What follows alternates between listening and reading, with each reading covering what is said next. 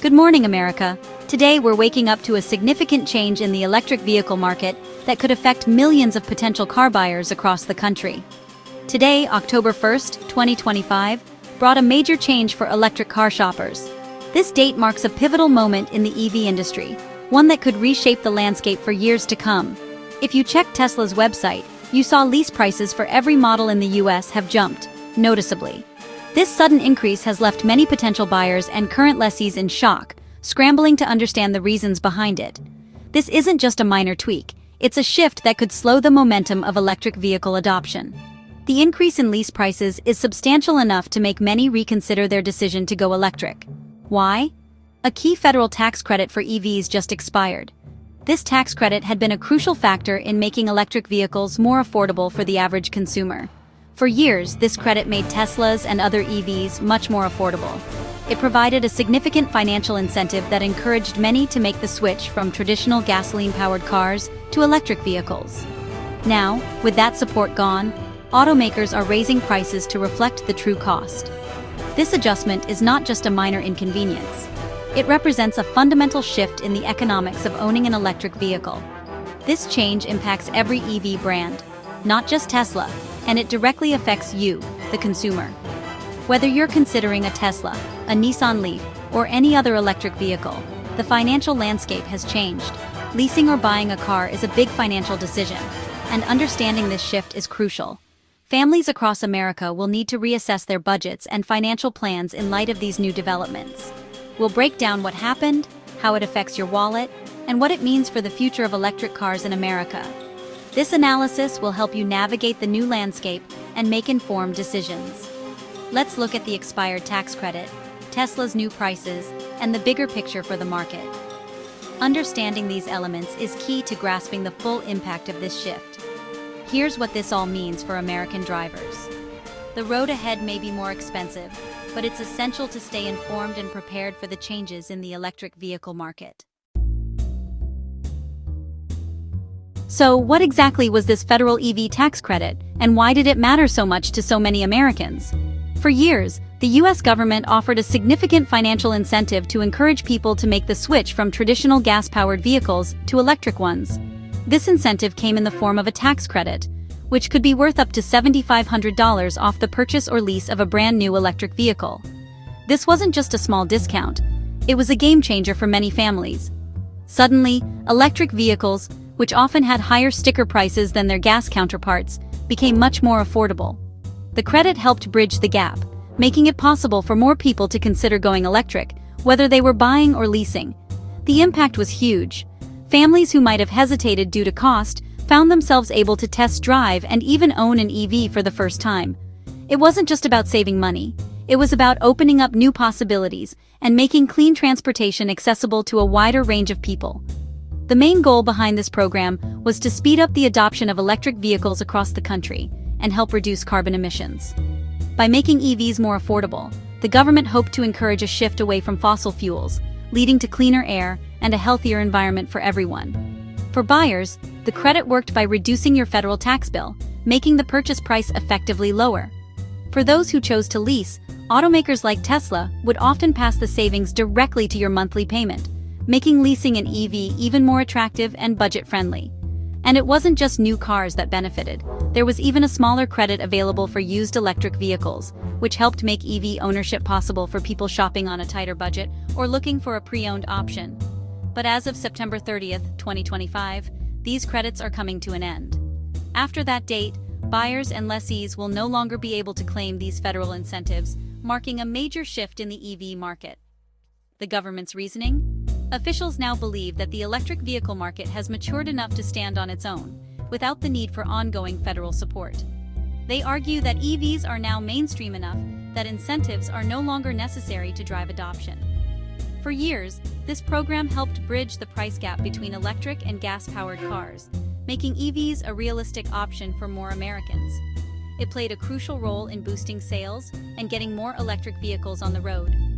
Now, with the credits gone, both automakers and consumers are facing the true, unsubsidized cost of electric vehicles. This means higher monthly payments for leases and bigger price tags for buyers, at least in the short term. That's why, almost overnight, lease prices for popular models like Tesla's jumped significantly. Without the federal credit, automakers can no longer offset costs, and those savings aren't passed on to consumers. This change is set to reshape how Americans think about going electric. As the market adjusts, buyers will have to weigh the benefits of EVs against their true costs, and automakers will need to find new ways to keep electric vehicles attractive and affordable for everyone. Leasing a Tesla was a great deal thanks to the federal tax credit. Here's how it worked. Tesla, as the legal owner of leased cars, claimed the $7,500 credit and used it to lower your monthly payment. The savings were applied upfront, making leases much more affordable, sometimes even cheaper than gas cars. For example, a lease that would have cost $25,000 over 3 years dropped to $17,500 with the credit. This made driving a new Tesla accessible to many. Now, with the credit gone, lease prices have shot back up. The savings disappeared overnight, and automakers must now base lease payments on the full price. That's why the impact was so immediate. Let's look at the numbers. Before October, a Tesla Model 3 lease ranged from $349 to $699 a month. Now, it's $429 to $759, a jump of up to $80 monthly. The Model Y saw similar increases, with leases now $50 to $70 higher per month. Over a 3-year lease, that's up to $2,500 more out of pocket. These hikes make Teslas less accessible for many families. The attractive, subsidized payments are gone. Now, lease prices reflect the true cost of these vehicles. For many, this means rethinking whether a Tesla lease still fits the budget. Here's an important detail that's easy to miss. Tesla's purchase prices haven't changed at all, even with the recent policy updates. If you walk into a Tesla showroom today and look at the sticker price for any model, it's the same as it was before these changes took effect. But if you're looking to lease, you'll notice something different. Only leases have gotten more expensive, while buying outright remains unchanged. So, why is that? When you bought a Tesla in the past, you could claim the federal tax credit yourself when you filed your taxes. This meant you'd get a nice chunk of money back, but it didn't actually lower the price you paid at the dealership. The benefit came later, at tax time, and the sticker price on the car never budged. The price you saw on the car was always the price you paid, regardless of any tax credits you might qualify for.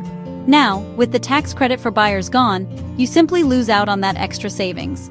There's no more rebate waiting for you at tax time, but the car's price itself hasn't gone up. For buyers, it's a straightforward loss of a benefit, but nothing changes about the actual transaction at the dealership. The price tag stays the same, and you just don't get that bonus later. Leasing, however, worked differently. Tesla, as the leasing company, would claim the federal tax credit on your behalf. Instead of waiting for tax season, you'd see the benefit right away as a lower monthly payment. The savings were built directly into your lease, making it a more attractive option for many shoppers.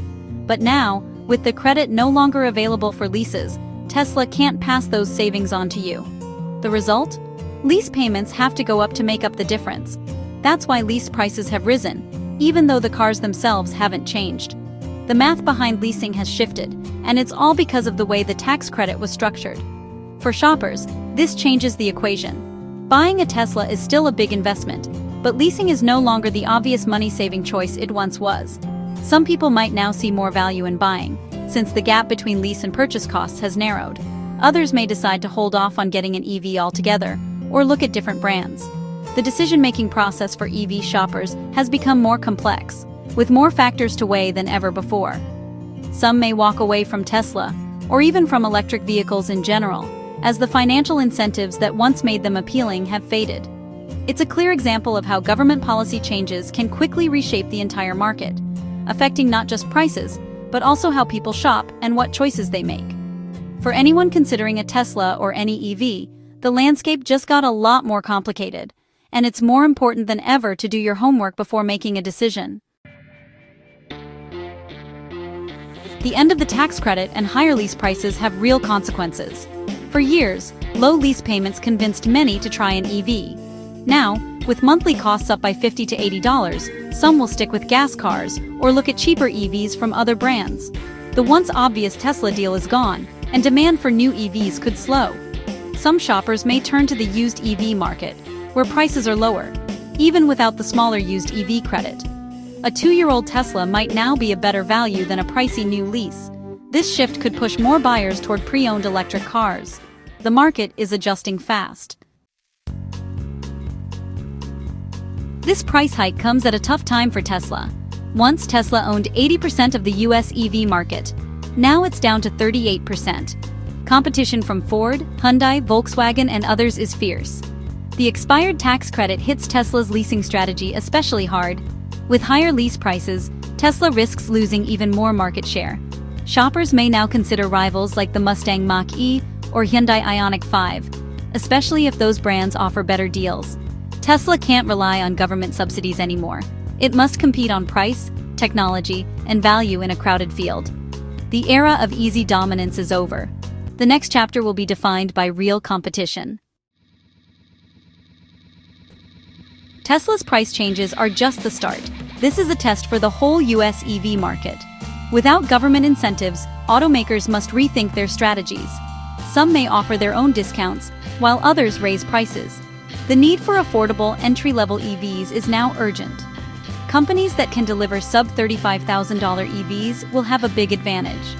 The market is maturing, and automakers must innovate and cut costs to stay competitive. The long-term health of the EV industry depends on standing on its own. This is a pivotal moment for America's electric future. So, what's the big takeaway? The end of the federal EV tax credit marks a turning point for electric cars in America. Lease prices are up, and the decision to go electric is more complex. Shoppers must weigh all their options: buying, leasing, or going used. For Tesla and the industry, it's a call to innovate and make EVs truly affordable. The race to build a mass-market electric car just got tougher. In the long run, this could be a healthy step, forcing the industry to mature. The road to an all-electric future is still open, but it's steeper now. How automakers and consumers respond will shape the next era of driving.